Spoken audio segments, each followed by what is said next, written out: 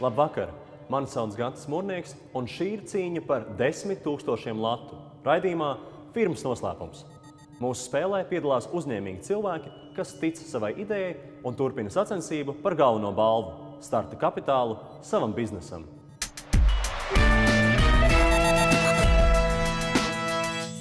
Vairākas nedēļas mēs esam vērojuši dalībniekus un to biznesa attīstību.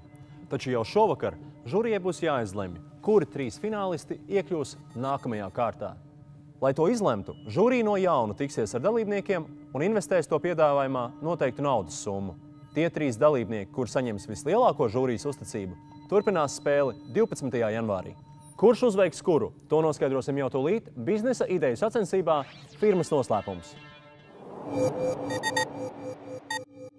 Spēles dalībniekus vērtē uzņēmuma autonomas valdes loceklis Edvīns Panders, uzņēmuma Verīberī valdes priekšsēdētāja Gundaga Sauškina, Latvijas Investīciju un attīstības aģentūras vadītājs Andris Ozols, Latelekom mārketinga direktors Toms Ābele, uzņēmējs Rīgas Tehniskās universitātes docents Jānis Caune. Interneta vietnē www.db.lv/Firmas noslēpums savu vērtējumu biznesa idejām var dot arī ik viens skatītājs.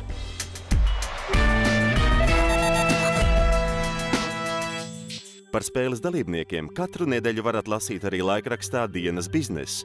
Andris, Indra, Artis, Linda un Annija piedalījās laikraksta speciāli rīkotajā preses konferencē. Par kādiem vēl objektiem ir domāts? Vai ārzemēs vispār kādam ir svarīgi, ka tas ir ražots kādā mazā Latvijā? Vai ir domāts par citām konstrukcijām? Ar ražošanu jūs paši nenodarbosieties. Žurnālisti visaugstāk novērtēja Annijas un Arta biznesa idejas.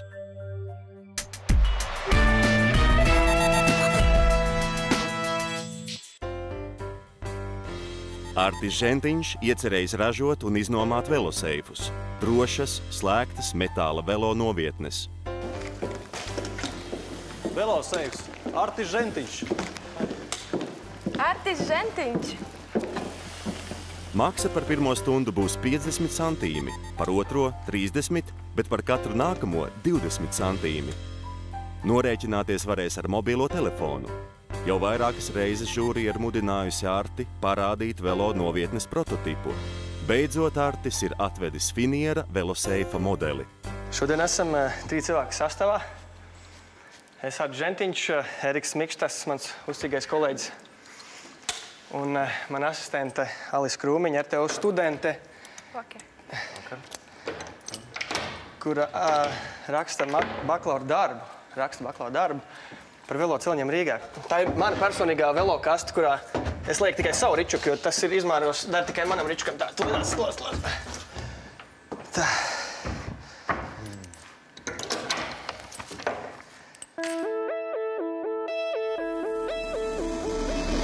Kā izcelsi savu produktu vai pakalpojumu konkurentu produktu vidū?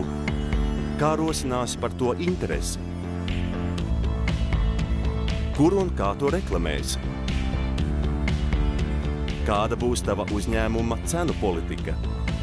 Ja nemeklēsi atbildes uz šiem jautājumiem pirms vēl esi ieguvis pirmo klientu, tu to vari nekad arī nesagaidīt. Vienā no iepriekšējiem raidījumiem Artis paziņoja, ka nerūpēsies par veloseifu reklāmu. To darīs tie, kas seifus no viņiem nomās, piemēram, lielveikali. Žūrija nebija pārliecināta par šādas izvēles pareizību. Acīm redzot, Artis ir mainījis domas par veloseifa reklāmas nepieciešamību un izgatavojis video reklāmu.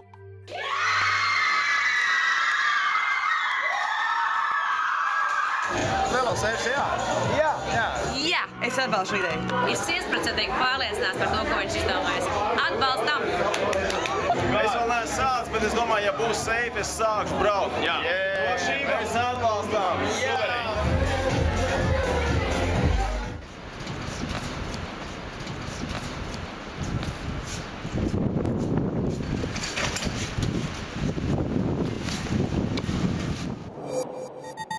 Jebkuram pasākumam ir nepieciešama spēcīga reklāma, reklāmas seja.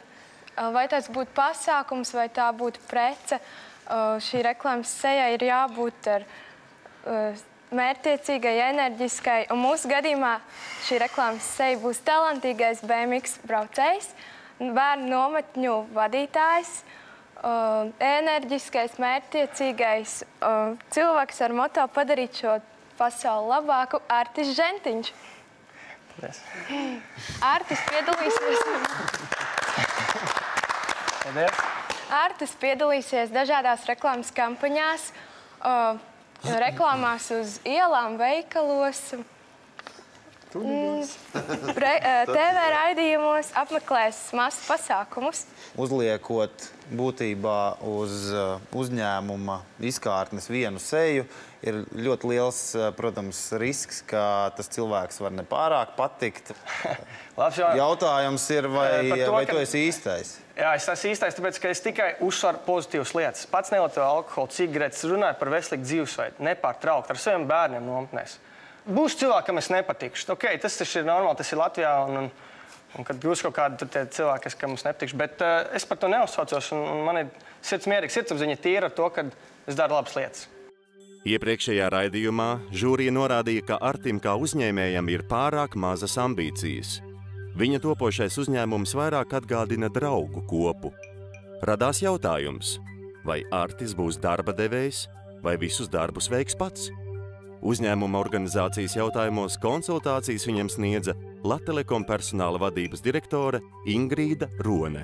Ja šādas te velo novietnes vai veloseifi ir kaut kur pilsētas centrā, tad loģiski, ka kādam ir jāpieskata gan šī tīrība, gan kārtība, kas nozīmē tāds neliels darba devējs viņš noteikti būs.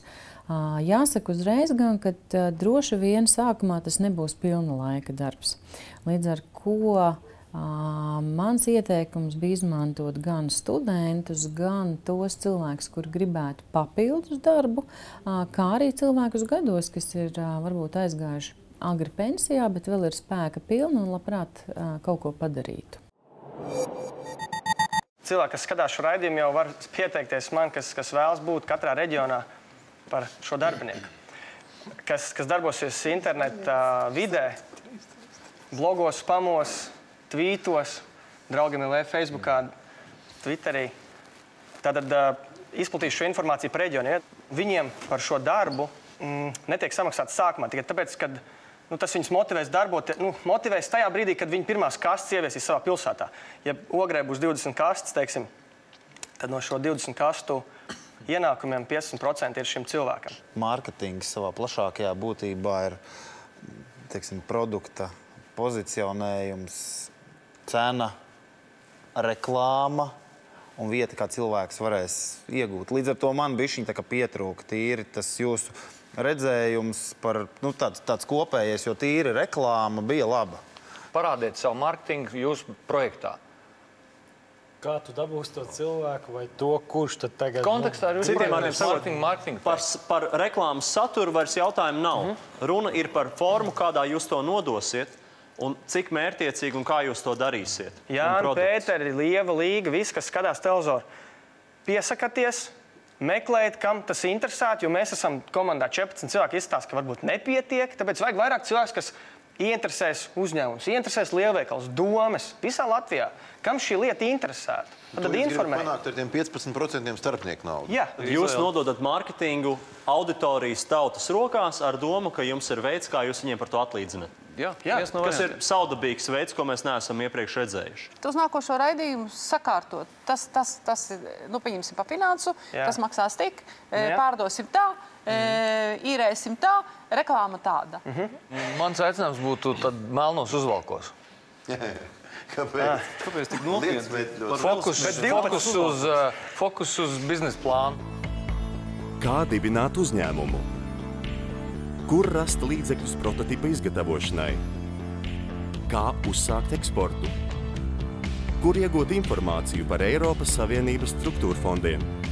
Ik viens uzņēmējs šo informāciju var iegūt Latvijas Investīciju un attīstības aģentūrā. Padomus Artim sniedz aģentūras klientu apkalpošanas nodaļas vadītāja Ilga Kikjauka. Šai biznesa ideja arī es pavisam noteikti ieteiktu orientēties ne tikai uz Latvijas tirgu, bet arī skatīties uz ārvalstu tirgiem. Un šeit tātad aģentūra var piedāvāt savus eksporta pakalpojumus gan dalību vai starptautiskās izstādēs, gan jau arī skatoties uz kādu konkrētu tirgu, kur mēs varam palīdzēt atrast sadarbības partnerus, palīdzēt arī ar informāciju, kādā veidā labāk uzsākt uz šo konkrēto valsti eksportu. Bet, vēl ņemot vērā, ka līdz eksportam vēl te ļoti daudz darba ir jāiegulda, šeit mēs varam palīdzēt tieši ar atbalstu šī produkta prototipu izstrādē. Tomēr jāatceras, pirms pretendēt uz atbalstu, daudzās programmās ir obligāts nosacījums – jānodibina firma.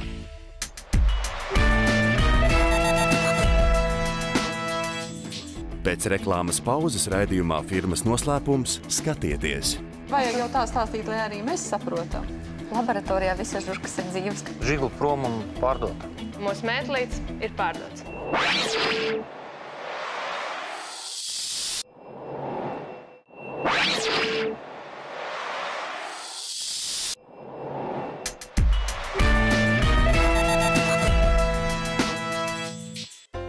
Annija Vojtaka un viņas partnere Austra Kauseniece gatavojas uzsākt krāsainu lietus mēteļu ražošanu, jo ir pārliecinātas, ka neizteiksmīgie plēves mēteļi cilvēkus neapmierina.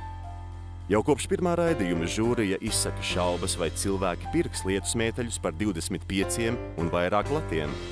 Meitenes līdz šim nav devušas pārliecinošu atbildi. Dāmas un kungi, man ir tas prieks oficiāli paziņot, ka mēs šodien esam iedušās daļai ar tukšām rokām, jo mūsu mētlīts ir pārdots. Kas zīmīgi? Urā! Mēs viņu neesam pārdevuši draugiem, mēs viņu neesam pārdevuši radiem. Mēs viņu pat neesam pārdevuši latviešiem, ne arī baltiešiem, ne eiropiešiem. Pagājušajā naktī viņi nopirka dāmu no Kalifornijas par $80. Mēs sapratām, ka ir jāšo vīriešu metāls. Mēs sazinājāmies saviem šī brīža optimālākajiem audumu ražotājiem, ka ir nepieciešami audumi. Ar ekspresa pastu tas tika izsūtīts. Audumi atnāca šorīt. Jūs domājat, mēs padevāmies? Nē. Mēs sazinājāmies ar šuvēju, un mētelis 4 stundu laikā tika uzšūts. Panderkungs, laipni lūgts piemērīt. Studijā. Edvīns 4. izmērs. 54. Edvīns studijā. Tas brīdis ir klāt. Paskaties. Kolosāls. Kur gurķi? Redziet? Kur ir gurķis tev? Kur ir gurķi? Mēs redzam, ka ir Tas ir nedaudz... īstais materiāls. Nē, materiāls... Mēs joprojām eksperimentējam. Šis ir viens no iespējām. Jā, nopietni, jā? Mums šitā nešiet. Labi. Kāpēc? Viņš tāds stiklādu. Jā. Ideāli. Boksa ringā. Ir ok? Ir ļoti ok. Tātad šo sestdienu mēs pavadījām veikalā Paviljons, kurā mēs veicām padziļināt mūsu mērķa auditorijas vēlmju izpēti. Galvenais jautājums, ko mēs vēlējāmies noskaidrot, bija par cenu. Tātad mēs viņam uzdevām jautājumu, cik jūs būtu gatavi maksāt par šādu mēteli. Un rezultāts mūs diezgan patīkami iepriecināja. Cenu diapazons bija no 10 latiem līdz 50 latiem, taču vidēji lielākā daļa atbildēja, ka tie būtu 25 lati, ko viņi būtu gatavi maksāt par šādu mēteli.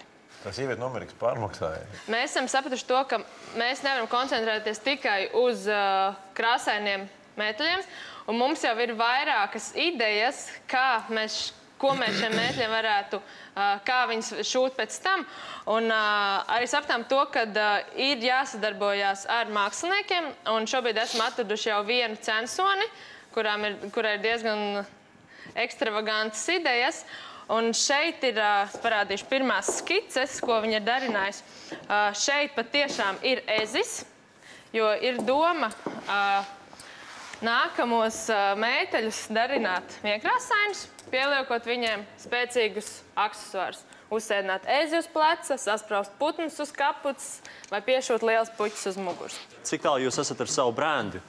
Ar brendu ir tā, ka ir vairākas jau vadlīnijas, un šobrīd par nosaukumu runāt ir 2 varianti, pie kuriem mums, kā saka, ir jāpārguļ un jāsaprot, kurš ir tas, kas mums sirdī tuvāks. Tas, kas mums ir skaidrs par promociju, mēs šos mēteļus imidžu fotosesijā nevedīsim uz skaistu baltu fotostudiju, bet mēs viņus vedīsim spurvu fotografēt. Tas ļoti jauki, bet brands nav nosaukums un vieta, kur jūs fotografēsiet. Jā, bet Bet tas ir veids, kā mēs iepinot iekšā šī brenda stāstu, kā jau mēs zinām. Kāds ir stāsts? Brands ir stāsts. Kas ir stāsts? Tas vēl top. Ļoti daudz brands patiesībā pasaulē asociē ar jūrām, ar mežiem, ar kalniem, bet purs ir kaut kas tāds, kas vēl ir neapgūta teritorija, kas cilvēkos izraisa bijību, tad tas būtu viens no elementiem, kur... Kāds tad ir tas stāsts?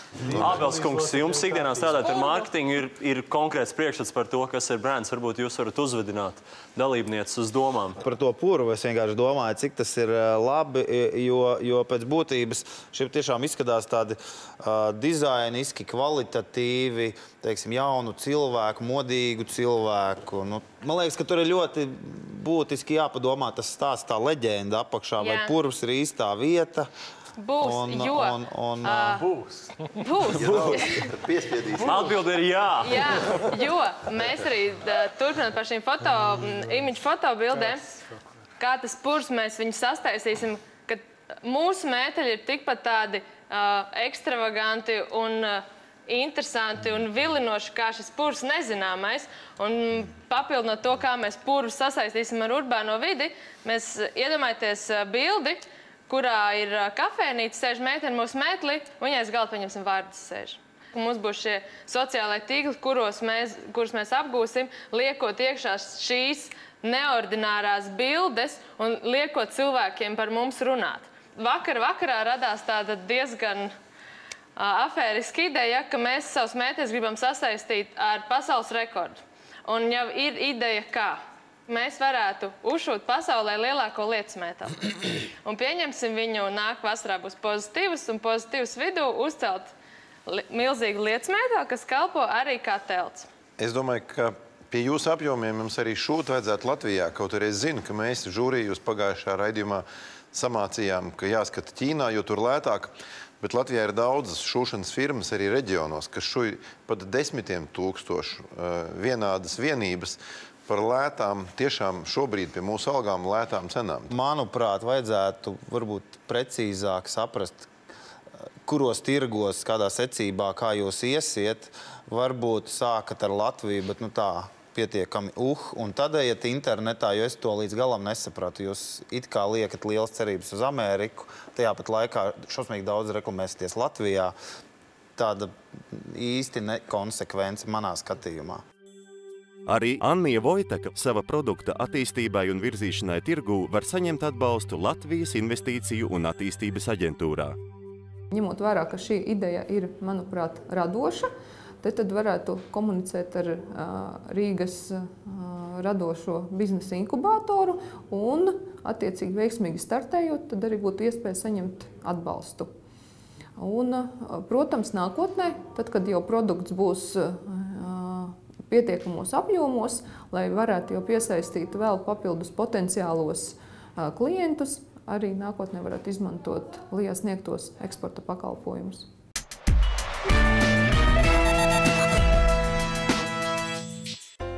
Indras Goras komanda ir izstrādājusi mobīlas automazgātavas koncepciju.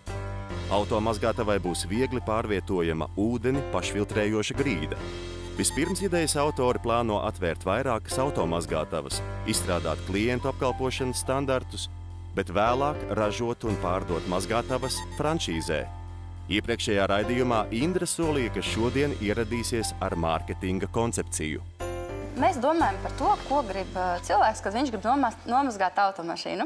Un mēs sapratām to, ka patiesībā cilvēks vienkārši grib parūpēties par savu mantu. Tāpat kā mēs parūpējamies, lai mums ir mati nogriezt, tāpat kā drēbes iztīrīts, tāpat arī mašīna. Cits to uzskata, ka ir jāmazgā biežāk, cits retāk, bet principā uzskats ir tāds. Mēs veicām anketēšanu, izdalījām anketas un izsūtījām daudziem cilvēkiem. Mēs gājām uz ielas pie cilvēkiem un runājām. Mēs internetā pētījām atsauksmes. Un cilvēki sarindoja savas vēlmes priekš automazgātavas sekojoši. Pirmais bija cena, otrais bija kvalitāte, un trešais bija ātrums un pakalpojumu pieejamība. Apbraukājām vairākas automazgātavas un saskārāmies ar to, ka nevar paredzēt to, cik ilgi aizņem šis automazgāšanas laiks. Pakalpojumu kvalitāte ir mainīga, tad mēs principā gribam paaugstināt pakalpojumu, to, ko sagaida cilvēks no pakalpojuma, un mēs vēlamies samazināt pakalpojumu laiku. Tātad tie visi stāsti ir priekš cilvēku, kurš brauc ar mašīnu, lai viņu nomazgātu, tā? Jā. Tātad šo ideju par viegli pārvietojamām konstrukcijām jūs mēģināt pārdot tam, kurš tā kā brauks un mazgās, nevis tam, kurš tā kā gribētu būvēt to automazgātu, jo viss tas, ko jūs tur stāstījāt, ka tur tagad īsāks laiks, tur tagad labāks, tas viss ir kvalitātes process, kas ir atkarīgs no tā, kurš tur iekšā būs tas operators, bet ne jau no tās būdas. Mēs šobrīd stāstījām par šo te automazgātavu, pirmajām automazgātām, ko mēs uzstādīsim, kāda tur būs šī schēma. Tātad klients ir autobraucējs. Okay. Tā pirmā sajūta ir, ka jūs raksturot frančīzi, to, kā frančīzē būtu jādarbojas. Caunskunga jautājums ir par to, kur tad ir palikusi ideja, ka jūs nodarbojaties ar automazgātavu radīšanu, uzstādīšanu un pārvietošanu? Jo tas, ko jūs tēt raksturojat, ir tas, kā automazgātavai būtu jāstrādā. Mēs stāstījām par to, jo ar to mēs sākam, un tas būs pamats arī mūsu franšīzes izveidošanai.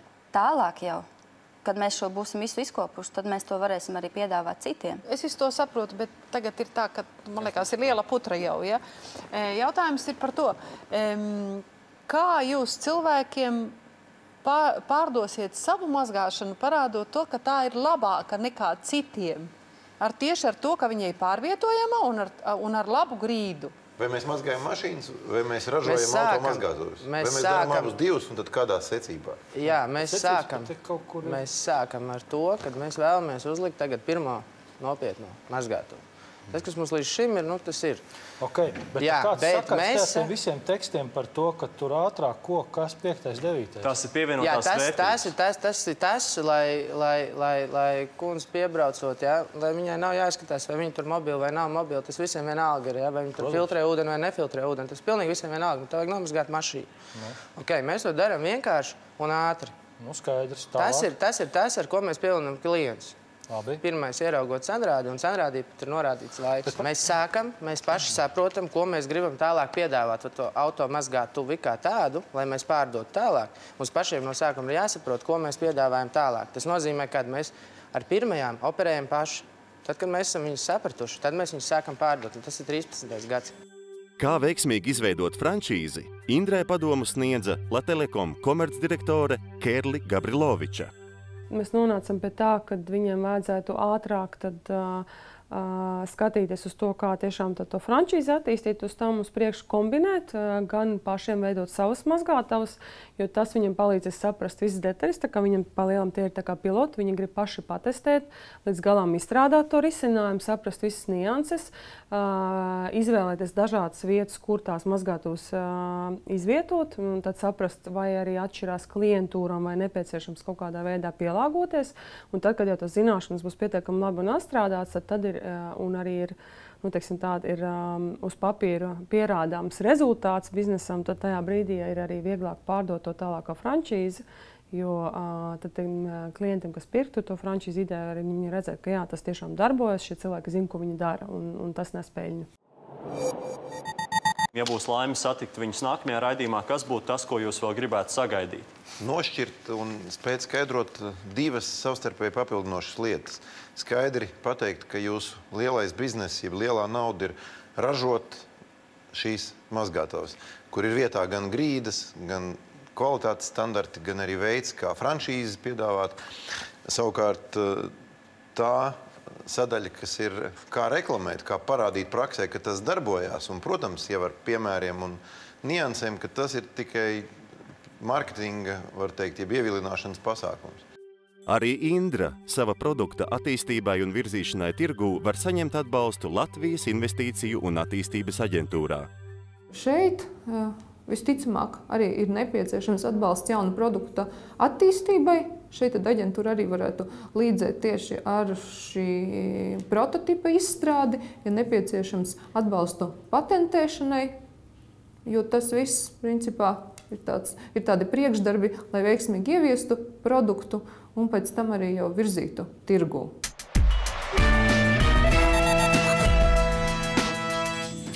Pēc reklāmas pauzes raidījumā firmas noslēpums skatieties.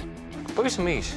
Kāds ir biznesa modelis tad? Varbūt es līdz galam nesaprotu, bet šodien man liekas, ka jūs tā kā prasat no mums tādu vērienīgu, to mārketinga pasākumu. Tas ir labākais, ko jūs jebkad esiet radījuši. Tas to 12. jums būs noķerts jau tas zvērs mežā.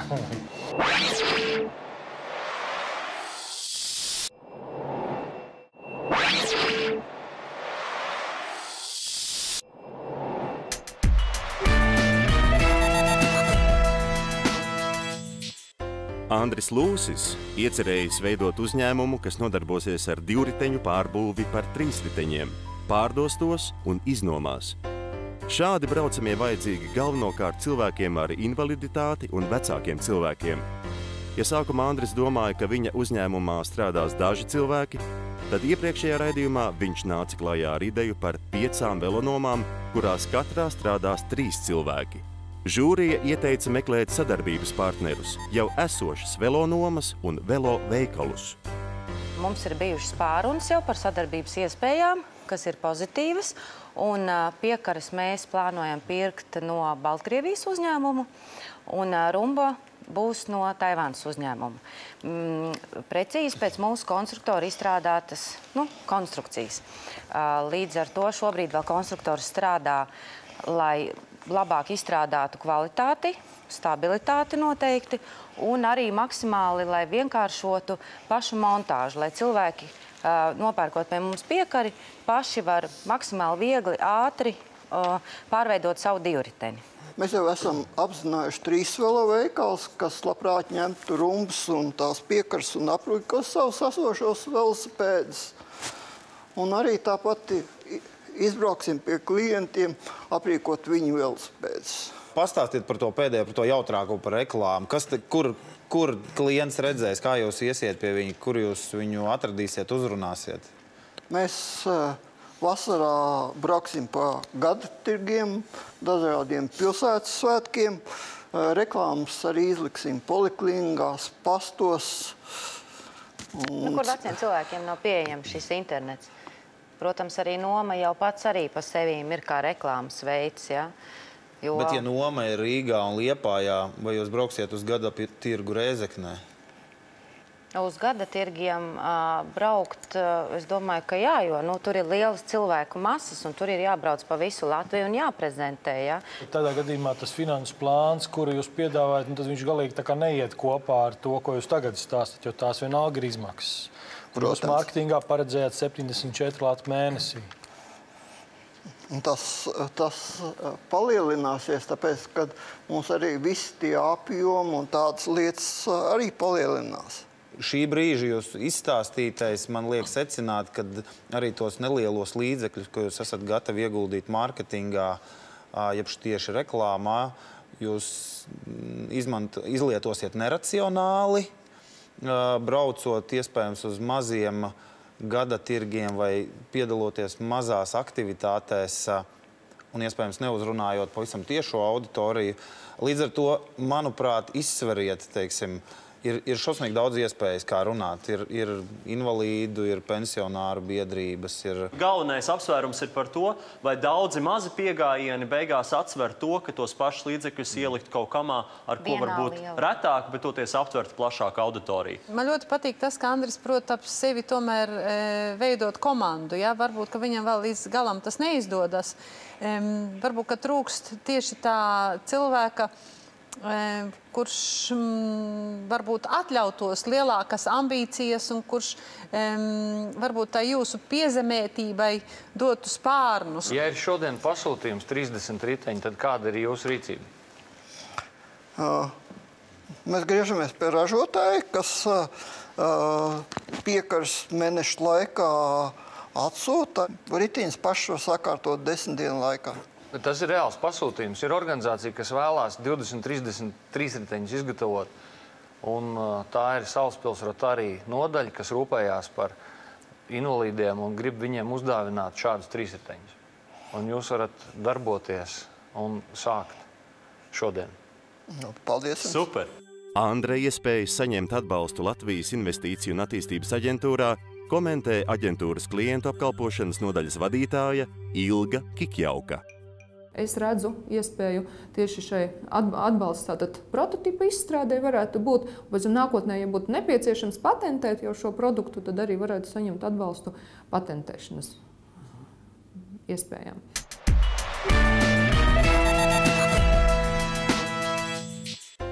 Linda, Lakstiņa Lakstīgala un Bruno Mellis ir izgudrojuši savienojumu Haglok, ar kura palīdzību var savienot cietus priekšmetus. Piemēram, galdu, kurā iemontēti Haglok savienojumi, bez instrumentiem var salikt nepilnas pusminūtes laikā. Idejas autori plāno pelnīt, pārdodot idejas patentu, bet kamēr savienojums nav patentēts, viņi pārdos savienojumus un ražos mēbeļu paraugus un izstāžu stendus, lai ar tiem iekārdinātu potenciālos patenta pircējus. Lindai un Bruno jau ir investors.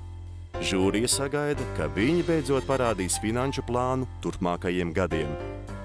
Investīcijas mēs varēsim atgriezt aptuveni pēc 2,5 gadiem, 2014. gada vidū, pie pārdotām aptuveni 1 miljons Haglok detaļām.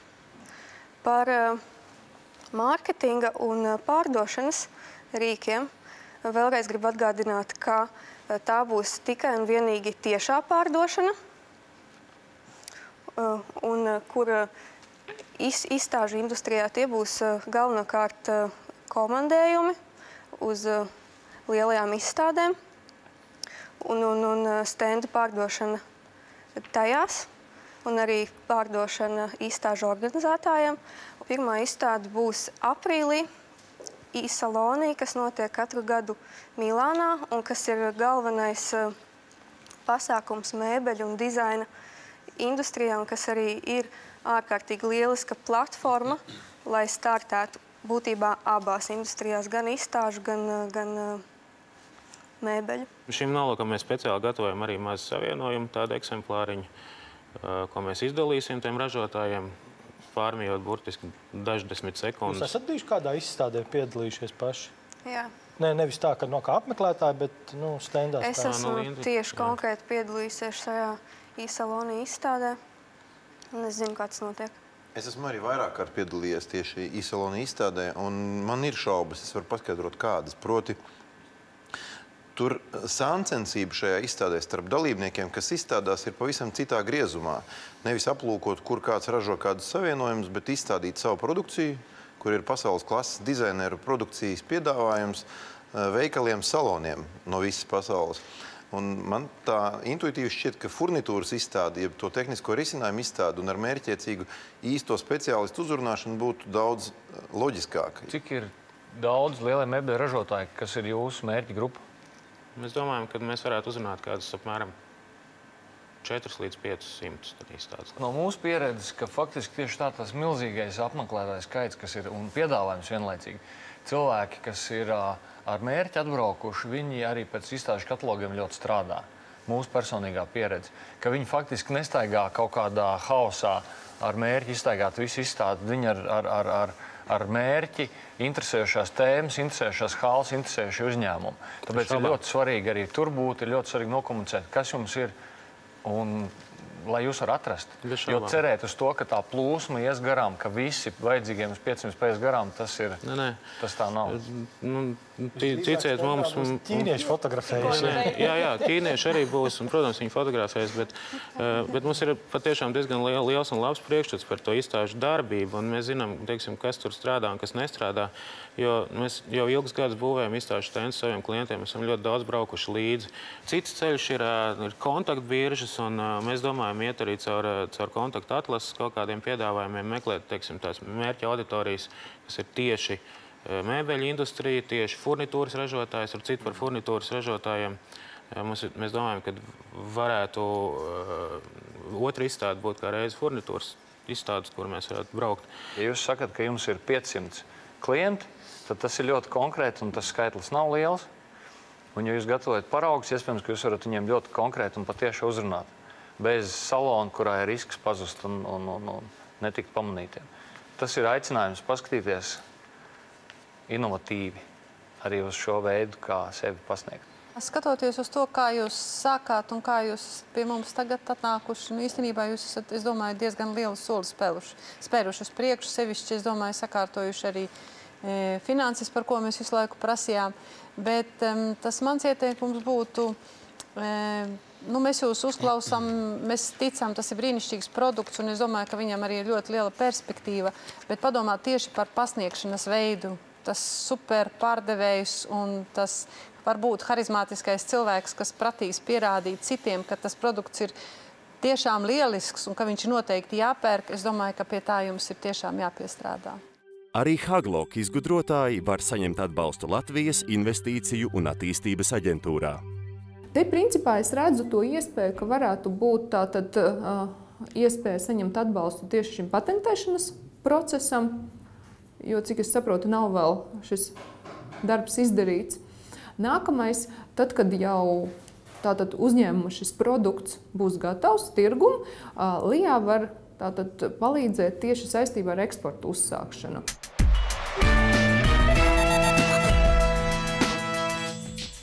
Katra žūrijas locekļa rīcībā ir 500 virtuāli lati, ko viņi investēs mūsu spēles dalībnieku biznesa idejās.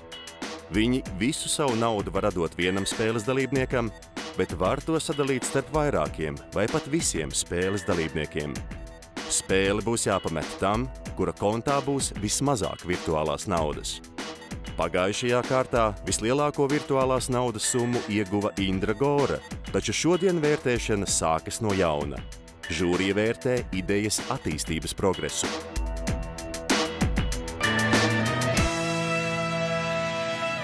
Lai arī cik daudz jūs esat centušies un pierādījuši sevi kā uzņēmēji vai vismaz kā uzņēmīgi cilvēki, žūrijai diemžēl ir jāizvēlās tikai 3 no jums. Un labākie, kas turpinās spēli 12. janvārī, pirmais no tiem – Andris Lūsis. Nākamais, par kuru žūrija priecājās redzēt pēc nedēļas atkal mūsu spēlē un cīnīties par 10 000 latu. Droši vien tas tāpēc, ka ir bijuši kāpumi un kritumi, par kuriem es runāju. Indra, jūs turpināt spēli. Trešais dalībnieks, kurš turpinās spēli, ir Arta Žentiņš. Līdz ar to tu jūties labi. Paldies. Anija, es domāju, ka nav noslēpums, ka tu esi parādījusi iespējams vislielākās spējas kā uzņēmējs, un tavs talants ir neizmērojams. Spēja pārunāt ne tikai žūriju, mani, bet arī savu kolēģi komandas biedru noteikti šajā gadījumā ir jāuztver kā kompliments. Mēs gribētu redzēt, ka visas tavas ieceres un plāni kopā ar komandas biedru tiešām tiks realizēts arī bez šiem līdzekļiem. Būs. Linda, jūs esat apliecinājuši šajā laikā, ka šie 50 000 lati, ko esat piesaistījuši, ir pat vairāk nekā mēs jums šobrīd varam dot. Paldies jums abām. Es ceru, ka jūs nemetīsiet plinti krūmos. Nekādā gadījumā. Paldies jums vēlreiz. Britu miljardieris Sers Ričards Bransons ir atzinies, ka kļuvis par uzņēmēju tikai nejaušības pēc. Un katru savu jaunu biznesu uzsācis aiz pārliecības, ka var izdarīt labāk nekā citi. Tagad viņš nodarbojas ar transporta pakalpojumiem kosmosā. Es esmu pārliecināts, ka mūsu sacensību dalībnieki kļūs par labu aizmetni un iedvesmu Latvijas topošajiem uzņēmējiem un cels viņu pašapziņu arī turpmāk. Pēc nedēļas spēles dalībniekiem būs pēdējā iespēja pārliecināt žūriju un skatītājus, ka viņu biznes ir investīciju vērts. 5000 latu ar savām balsīm uzvarētājiem piešķirs žūrija, bet otru pusi no 10 000 piešķirsiet jūs, televīzijas skatītāji. Kas ir biznesa veiksmes pamatā? Kas ir firmas noslēpums, ko glabājam melnajā kastē? To atklāsim 12. janvārī, kad jūs, skatītāji, kopā ar žūriju tiešraides balsojumā izlemsiet, kam tiks galvenā balva – 10 000 latu.